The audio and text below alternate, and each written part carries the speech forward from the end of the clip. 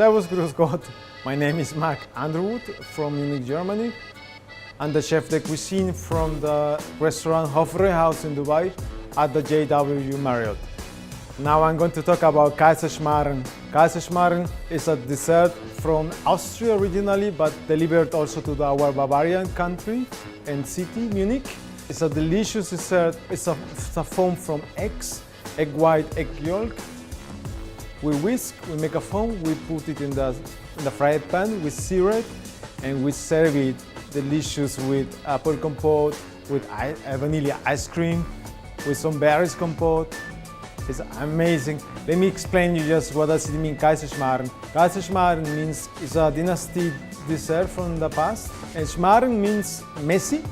That's why we serve delicious dish as our signature dish in the Hofbräuhaus.